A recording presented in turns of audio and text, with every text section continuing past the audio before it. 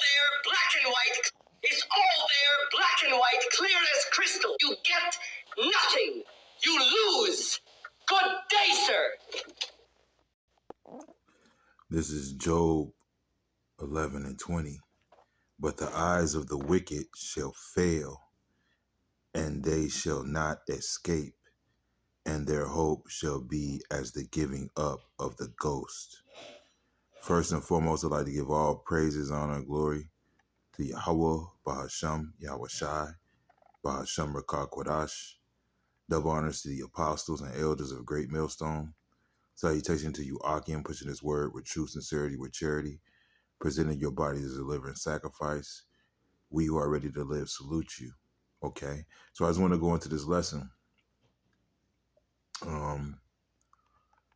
And I'm going to call it something to the effect of they're about to lose, all right? They're about to lose big time, okay? And that they is everybody outside of the elect, okay? See, we're being called on to, matter of fact, let me grab a scripture. Right, this is Matthew 16 and 25.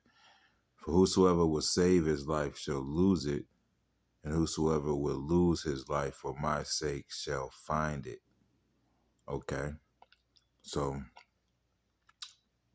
as the scripture says, our life is hid with Yahweh Shai. Okay, we're basically dead to this world, so to speak. All right. Matter of fact, let me grab another scripture. All right, this is Matthew 19 and 27. Then answered Peter and said unto him, Behold, we have forsaken all and followed thee. What shall we have therefore? And Yahushua said unto them, Verily I say unto you, that ye which have followed me in the regeneration, when the Son of Man shall sit in the throne of his glory, ye also shall sit upon 12 thrones, judging the 12 tribes of Israel. And every one that hath forsaken houses, or brethren, or sister, or father, or mother, or wife, or children, or lands for my sake, shall receive 100-fold, and shall inherit everlasting life. Right? See, as the scripture says, seek ye first Yahweh Ba'Shem Yahushua and his righteousness, and all these things shall be added unto you. Roughly paraphrasing. Pretty much everything is waiting for us on the other side. All right? And it's waiting for us in its perfection. All right? Everything here is tainted. Everything is flawed. This is hell. All right? We're in hell. All right? And the most we can ask for is pretty much just our daily bread. Just give us enough to get by. Not too much, not too little.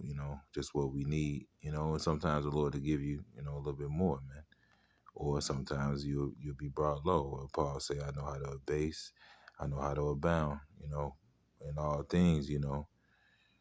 We have to keep our faith in Yahweh Ba'Shem Yahushua. All right. Because we're just pilgrims passing through at the end of the day. In fact, let me get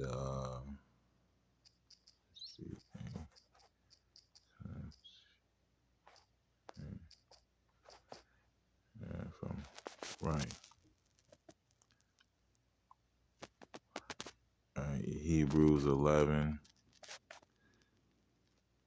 and 13. These all died in faith,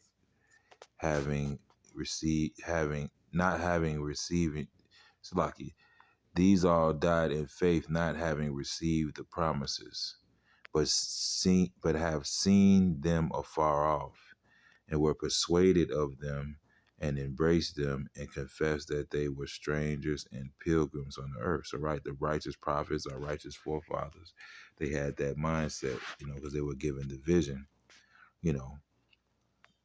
to, not physically see the kingdom, but in their spirit, For they that say such things declare plainly that they seek a country, right? And that's the mindset of a pilgrim, you know, just passing through.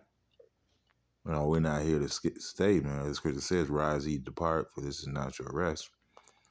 It is polluted; it will destroy you." Everything here is a trap. You know, a woman is a trap here, man. Everything's a trap, man. Money, scriptures talk about the love of money is the root of all evil. With some covered after have pierced themselves through with many sorrows, man.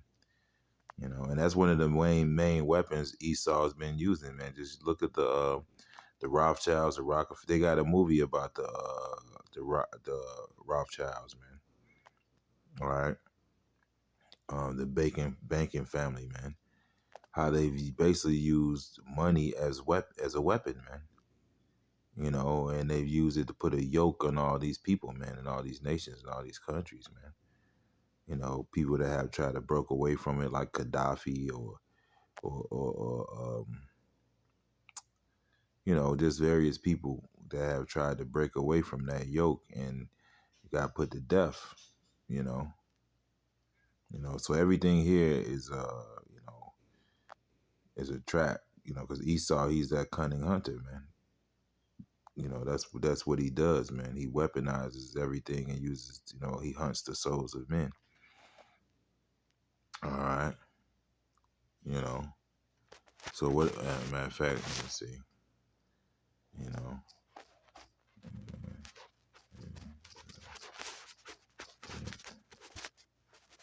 because this place is just nothing but a trap, man. This is Isaiah 51:14. The captive exile hasteneth that he may be loosed, and that he should not die in the pit, nor that his bread shall fail. Right, and the apostles went into a system basically being a pit.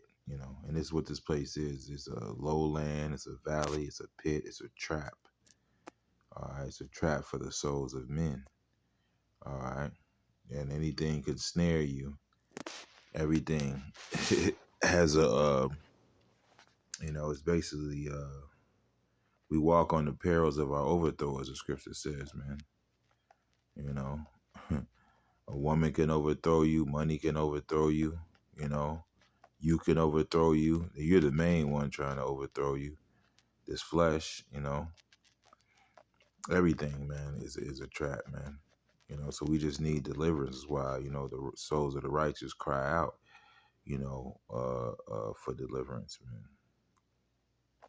You know, you know, man, bro, we need out of here.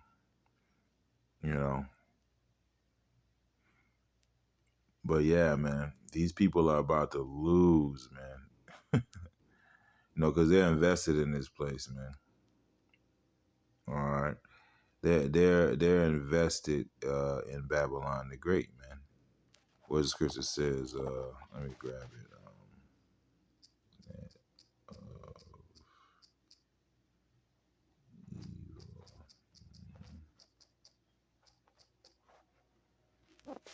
Right. This is Proverbs 12:12. The wicked desireth the net of evil men, but the root of the righteous yieldeth fruit. Hey, so the wicked of our people, the scripture says, among my people are found wicked men. You know,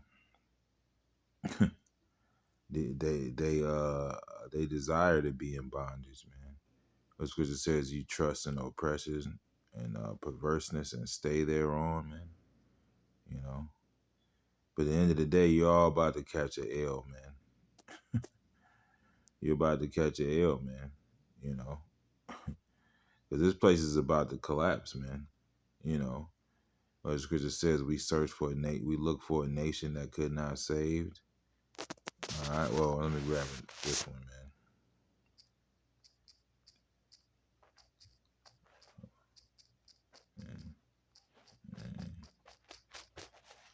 All right. Yeah, I was just reading that. This is Isaiah 30.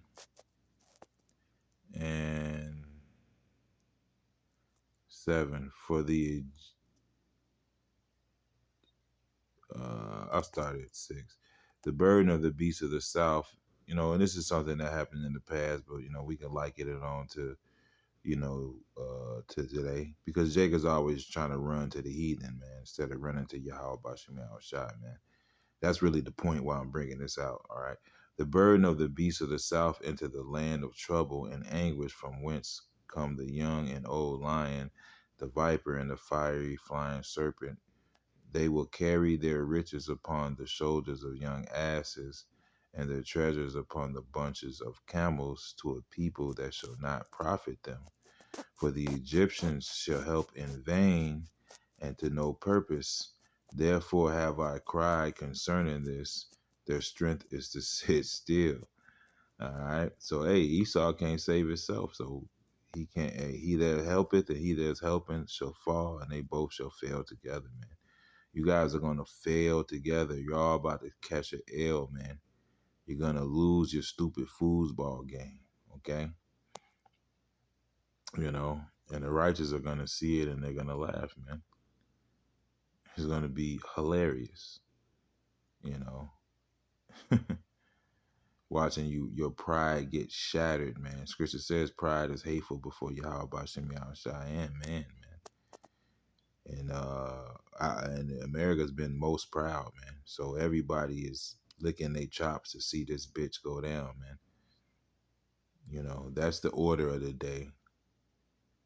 All right, the destruction of America, and everybody can feel it. Everybody can see it. This place is on its way out. You people are about to lose and languish, man.